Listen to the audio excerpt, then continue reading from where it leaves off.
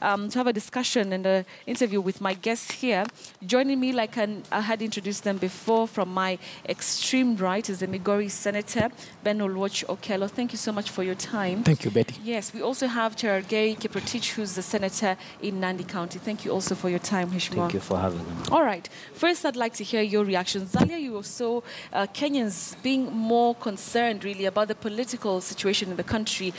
From where you sit, what is your reaction to Akombe's resignation? Betty, first of all, allow me to send my sincere condolences to the people who have lost their relatives, friends, and family members following the NASA peaceful demonstrations countrywide in Nairobi, Mombasa, Kisumu, Siaya, and Migori, and other places. And also take this opportunity to wish those who are injured quick recovery.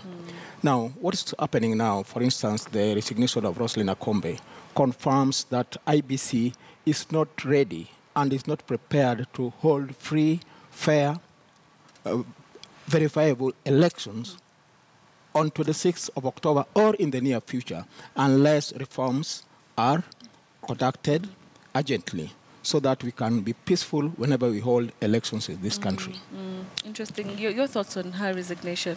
I think what we saw is an act of cowardice and sabotage to an extent which borders treason, and it is, why is it at this time when we only have a few days to election? And therefore it's also shocking that under Article 240 of the Constitution, I think sub-Article 5 is very clear that if you want to become a state officer of any independent, you must conform with Article 10 of the Constitution, which talks about patriotism. This act is not an act of patriotism. When you read that statement and say, I'm a patriotic Kenyan, how can you be patriotic and yet you want to sabotage an entire process? Number two, who do you, she continues to say she can no longer have the duty to assist in running these elections. What we are saying is, it is very simple that this act is an act of sabotage. It does not augur well. It was done in bad faith. And in fact, when Dr. Akombe Rosalind resigned, it was not of a matter on how, it was a matter of when, because from the signs or how she has been carrying herself within and outside the IEBC Commission, it has shown very well that she was interested in ensuring that he is playing to the narrative, in ensuring that the elections does not happen. But thank God, the quorum that we have in IEBC is still sufficient, because the law is very clear that you can still have 5 commissioners, and therefore elections can still continue without her. And it is finally, it is very unfortunate. And I think we must rectify this as we reopen after the adjournment, both in Parliament and even in Senate, so that we don't have people holding key institutions in this country holding dual citizenship. But one of the things she says is that we should not ignore the fact that Roslyn has cited threats to her life, which we should not ignore. We saw Chris Musandu die, and nothing has happened about it. So we should not just assume that she's not patriotic. We don't know what actually happened, what she has experienced, and she has stated it that she was actually threatened. All right. Yeah. I'd like to come back to you, Honorable Kiprotich. And, you know, in that letter, she says that she's decided to take this route because she cannot stand, you know, the mockery that this IEBC process that is going to end up at the October 26th date is all about. She says that, you know, IEBC commissioners have become partisan. Doesn't that concern you? No, of course, we are worried, of course, but because we respect the independence of these institutions. Of course, there could have been reasons as to why some of these, there are some allegations of some of the officials in IEBC being partisan or what have you.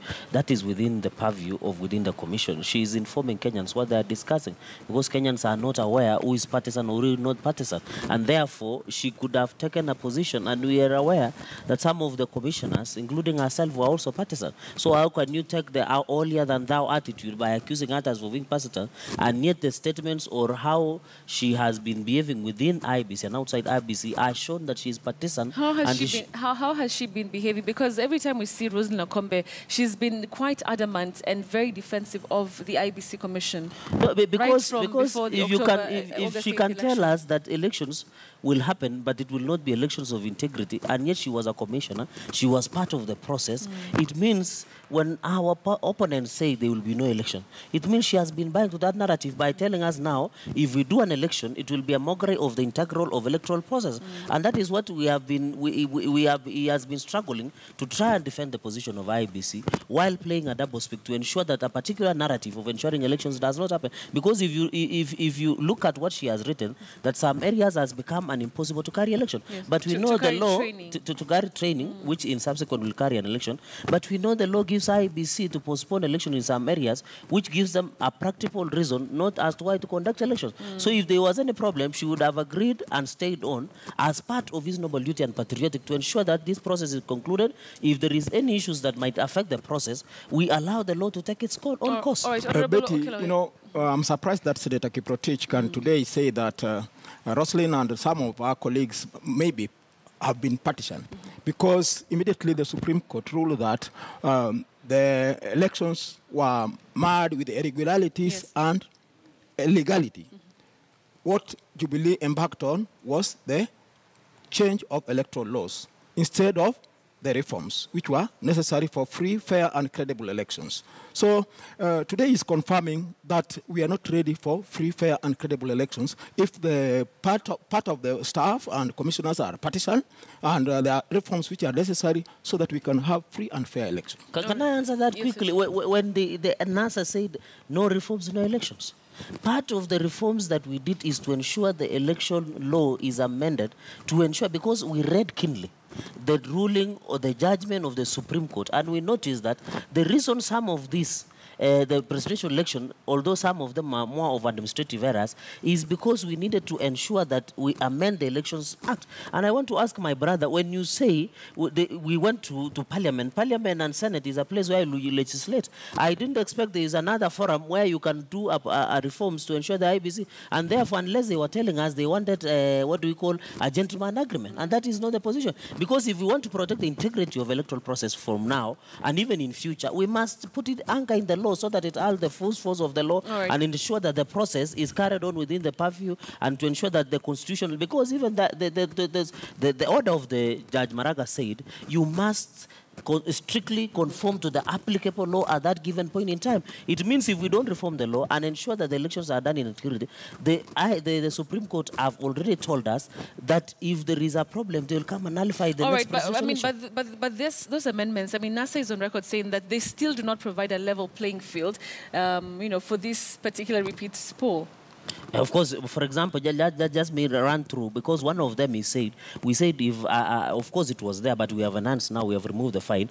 It says one of the amendments was that if a returning officer or a PO does not sign the Form 34 and A and B does not append their signature, the punishment, or when he's taken to court, there will be imprisonment of 5 years without an alternative of fine.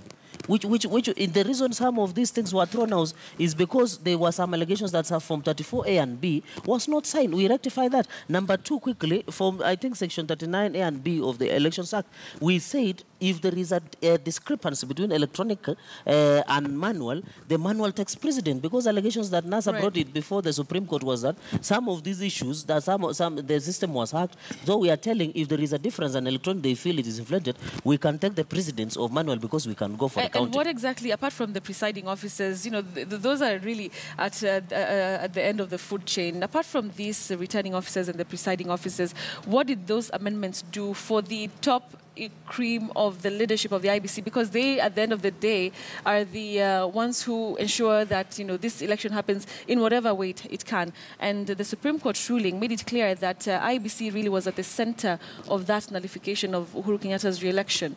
Wasn't there anything? Most of these returning officers and presiding officers are officers of IEBC. And as I said earlier under Article 240 on independence of the institutions, we respect the independence of institutions. And therefore, in fact, when you say one thing we have done is we have ensured we have reduced the quorum from 5 to 3.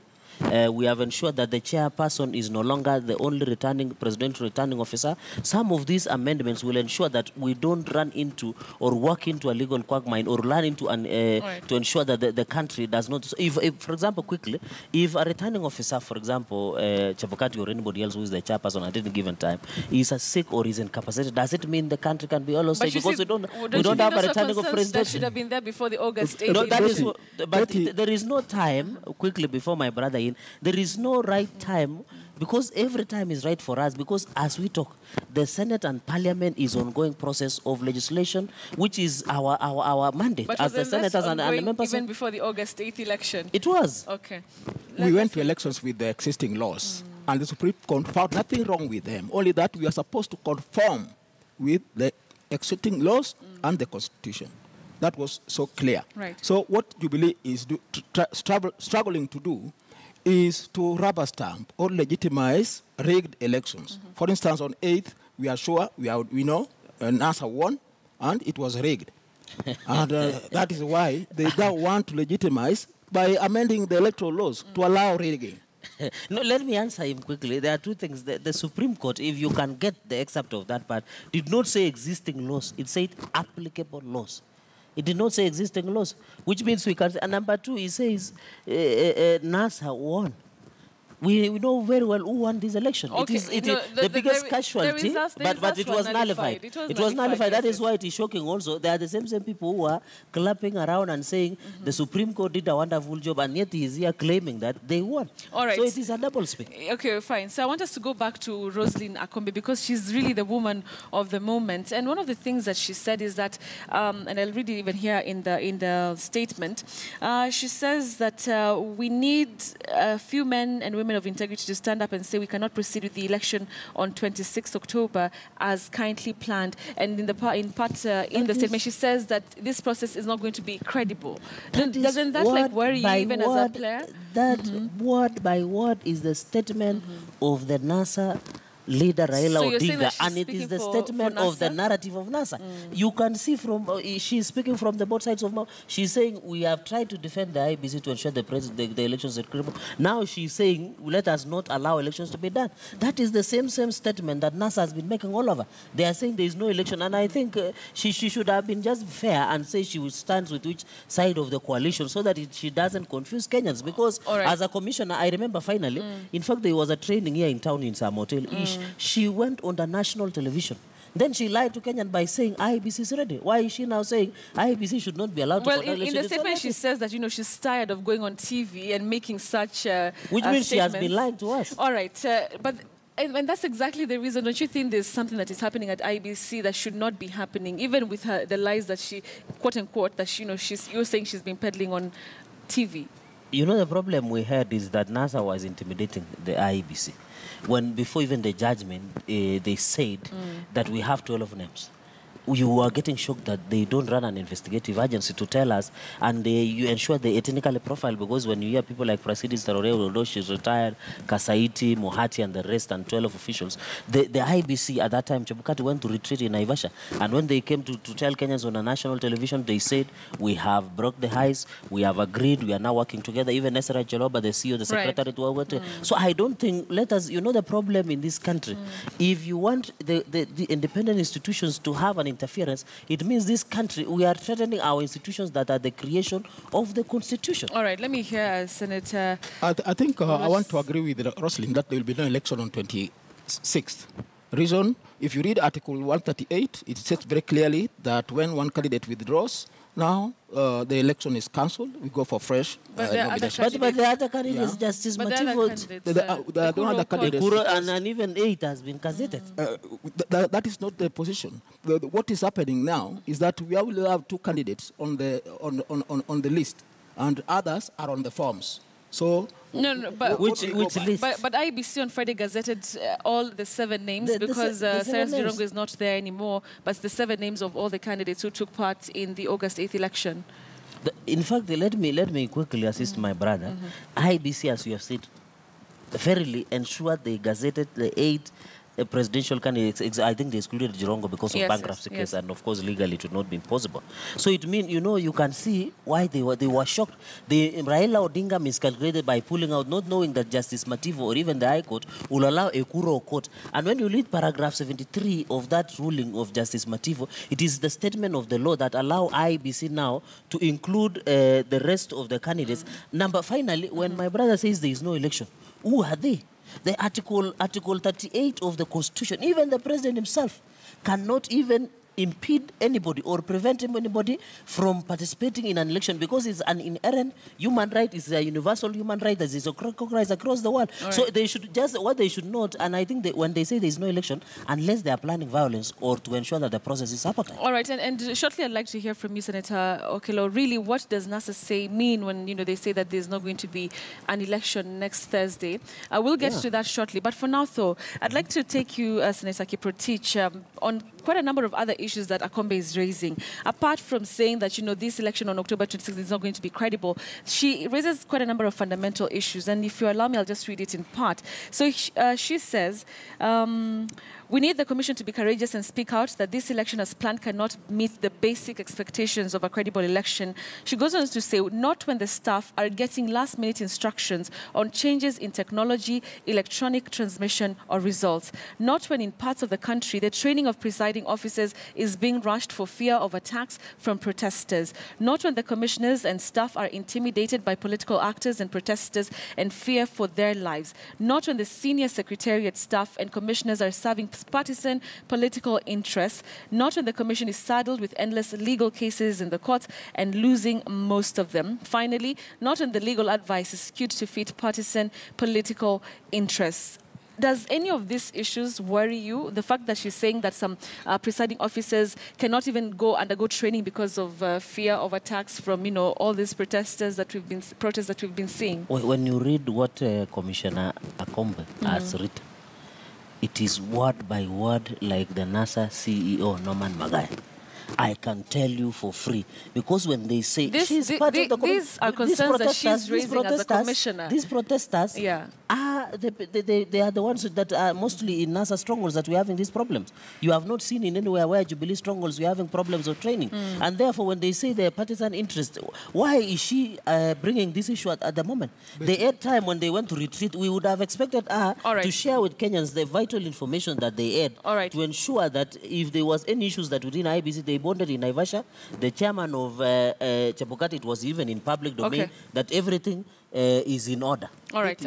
Yes. Senator Kiprotich notes that NASA strongholds are in Kenya. So if demos are taking place, these are constitutional demonstrations. But not attacking IEBC officers under is Article part of 37, no, let him just make his case, please. And it is the police and Dr. Batiali who provoked the demonstrators by tear gassing them and shooting innocent Kenyans and even killing others. Even a 2-year-old girl was shot in Kisumu. All right, and we'll get back to the lethal force. NASA call it lethal force that the police is using against protesters. But for now, I would like us to engage Otendo Amolo, who is joining us by way of phone. He is a lawyer and, of course, a Rarieda Member of Parliament. Thank you for your time, sir. So your reaction to Akombe's resignation? Thank you, Betty. Yeah. I heard the news of Dr. Akombe's resignation. Yeah. And I think it is welcome news because sometimes it is more important to do what is honest than what is convenient. What is honest is to face the reality of what IEBC is facing, to face the reality of the political situation. What is convenient is what the Jubilee politicians are saying, that her resignation is irrelevant. What is quite important is not just the question of her resignation. It is important to address the issues she has raised. Interestingly, most of these issues are the very same issues we have been raising as NASA. But now you can hear them from an insider's perspective, and I think it is very fundamental. When she says three things, one, that as a commission, she has come to the conclusion that the commission is completely partisan. How then can you purport to hold an impartial election? When she says, too, that as a commission, they no longer sit down to reason out together. They sit down to vote. That is not what commissions are supposed to do. If you look at Article 249, Article 250, the commissions are the representation of our sovereignty as a people. And they're supposed to do what we cannot all do together. You cannot reduce that to a situation of sitting down and mechanically voting depending on your political persuasion. She says that the audit which was spoken about has not been done. You remember that the Supreme Court gave an order to open the servers. That was not done. Instead, the IEBC purported that it was going to do an audit. To date, we have not heard of that. But now we hear from her that even internally, they have not done an audit. How can you go to another election before you do that? But lastly, she poses the all-important question that if there are a number of members of IEBC who have been questioned, and if it's in the interest of the public that they be aside, she suggested to them that they should take leave for some time and allow a different team to continue, then they will come back. And she asked, so why would they refuse to do that? It demonstrates they have a certain agenda. I think those are very legitimate questions which should be looked at. Honorable Amolo, there's something that a number of leaders allied to Jubilee have been saying throughout the morning since this statement was put out. And they say that Akombe is singing to the exact narrative of NASA. First of all, that, it's better if we don't have elections on the 26th of October, which is next Thursday. What are your thoughts on this? On this matter, there's no NASA versus Jubilee. It is truth versus lies. As NASA, we do not want any commissioner to be aligned to us.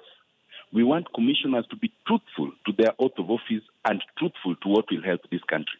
It is clear that Dr. Akombe is actually one of those who have shown their patriotism by doing what is right. It is not a matter of being aligned to NASA. You must realize that if anybody who says we must hold the election within 60 days because the Supreme Court says so misses the point. The Supreme Court says we must hold the election within 60 days in strict compliance with the Constitution and the law. That means if IEBC were to come to the conclusion, which we think is logical, that it is not possible to hold that election within that time in strict compliance with the Constitution and the law, then they must go to tier 2, which is this. Ask themselves, so what is the alternative? The alternative is very clear. They must adopt the same interpretation they adopted earlier when they relied on the 2013 Supreme Court decision. And under that decision, once one of the two candidates pulls out, then the 90-day period automatically sets in. That decision is not affected by the subsequent Mativo judgment because the 90-day period set in immediately. Raila Amolo Odinga sent the resignation letter. That is where they need to go and say, let us now work with the 90 days. Let us sit together, reason together, and find out how to comply with the order within those 90 days. That's using the law when it favors your side or the other side, because constitutionally we should be having an election in 60 days. Betty, you realize that is not so. The 2013 decision did not favor the NASA side. It actually declared Uhuru Kenyatta as elected president. So if you want to apply that, then you will say that law actually favors Uhuru Kenyatta. The only thing is, if you decide to rely on a certain judgment, then rely on it entirely. It is that judgment that determines that if there are two candidates and one of them pulls out, then the 90-day period sets in. It's not a matter of the law favoring us. It is the decision as made in 2013. We are simply, the way we accepted that decision declared that Uhuru Kenyatta was duly elected president is the same way we must accept that the part of the decision that says if one candidate pulls out, the 90-day period sets in must also be accepted. It is not a NASA position. That was not a NASA judgment. All right, let me hear the thoughts of Senator Kiprotich. All right, before we're going to continue the conversation, but we'll take a short break here, and I'll come back to hear the responses of my guests here in studio. We'll still have Honorable Otendo Amolo in by way of phone. So let's take that break. We're coming back in a few minutes.